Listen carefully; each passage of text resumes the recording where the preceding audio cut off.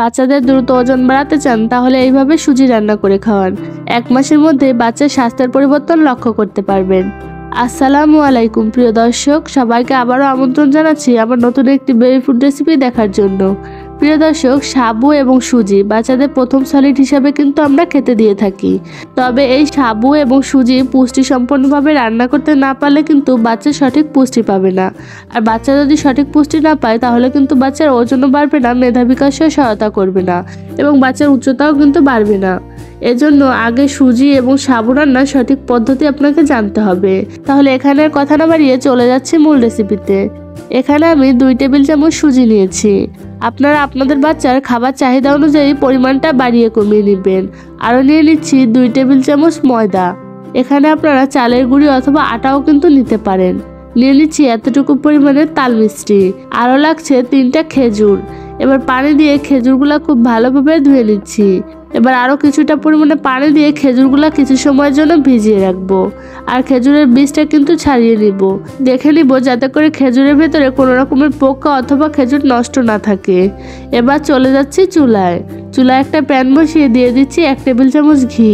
বাচ্চাদের খাবারে অবশ্যই চেষ্টা করবেন ঘি অথবা বাটার ব্যবহার করার জন্য, কেননা ঘি এবং বাটারে কিন্তু থাকে গুড ফ্যাট, যা বাচ্চাদের দ্রুত ওজন বৃদ্ধি করতে, মেধা বিকাশে এবং উচ্চতা বাড়াতেও কিন্তু সহায়তা করে। এবার এর ভিতরে অ্যাড করে দিচ্ছি সুজি। আমি এখানে প্যাকেট সুজি নিয়েছি। আপনারা আপনাদের বাচ্চাকে যে সুজি খাইয়ে অভ্যস্ত সেই সুজিটি নিয়ে নেবেন। এবার অনবরত নেড়ে চেড়ে কিছু সময় ভেজে নিব। কিছু সময় ভেজে নিয়ে এর ভিতরে অ্যাড করে দিব ময়দা। এবার ময়দা এবং সুজি একসাথে কিছু সময় ভেজে নিব। আর এর পর্যায়ে চুলার আঁচটা কিন্তু একেবারে লো এবং মিডিয়ামের মাঝামাঝি রাখতে হবে। এবার অনবরত নেড়ে চেড়ে ভেজে নিব। এ পর্যায়ে কিন্তু নাড়া বন্ধ করা যাবে না, তাহলে কিন্তু নিচে লেগে যেতে পারে। কিছু সময় ভেজে নিয়ে দিয়ে দিচ্ছি 1 কাপ পরিমাণে পানি। আবারও অনবরত নেড়ে চেড়ে রান্না করে নিব।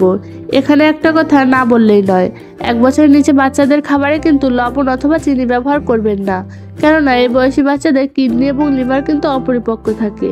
আপনি যদি অতিরিক্ত চিনি এবং লবণ বাচ্চাকে খাওয়ান তাহলে কিন্তু বাচ্চাদের কিডনি এবং লিভারে ক্ষতিকারক প্রভাব পড়তে পারে।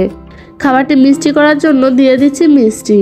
এবার যে খেজুর 3টে ভিজিয়ে রেখেছিলাম সেগুলো চটকে পেস্ট করে নিব। খেজুর বাচ্চাদের জন্য কিন্তু একটি সুপার ফুড খাবার। খেজুর কিন্তু বাচ্চাদের ওজন বাড়াতে দারুণভাবে কাজ করে। এছাড়াও খেজুর বাচ্চাদের ওজন, উচ্চতা এবং মেধা বিকাশে সহায়তা করে। এবার আবারও নেড়ে চেড়ে কিছু সময় রান্না করে নিব। এবার আপনি আপনার বাচ্চাকে যতটুকু লিকুইড রেখে খাওয়াতে চান সেভাবেই নামিয়ে ফেলবেন। এই যে দেখুন, আমি আমার বাচ্চার খাবার চাহিদা অনুযায়ী খাবারটা লিকুইড রেখেই নামিয়ে নিয়েছি। এবার আমি আমার ছেলেকে খাওয়াবো, দেখবেন সে কতটা মজা করে খাবারটা খায়। খাবারটা কিন্তু খেতে আসলে অনেক মজা হয়েছে। আমরা প্রতিটা কেয়ারিং মাই কিন্তু চাই বাচ্চাকে পুষ্টিকর খাবার খাওয়াতে। আমি নিজেও কিন্তু তার বিপরীত নই। তাই আমি যখন যে পুষ্টিকর খাবারটি আমি আমার বাচ্চাকে খাওয়াই চেষ্টা করি সেই খাবারটি আপনাদের সাথে শেয়ার করার। আশা করি আজকের ভিডিওটি আপনাদের উপকারে আসবে। যদি আমার ভিডিওটি আপনাদের ভালো লাগে প্লিজ একটি লাইক দিবেন। আর আমার চ্যানেলে নতুন হয়ে থাকলে চ্যানেলটি অবশ্যই সাবস্ক্রাইব করে বন্ধু হয়ে পাশে থাকবেন। তো দেখা হবে নতুন কোনো বেবি ফুড রেসিপি নিয়ে। আজকে এ পর্যন্তই, সাথে থাকার জন্য ধন্যবাদ। আল্লাহ হাফেজ।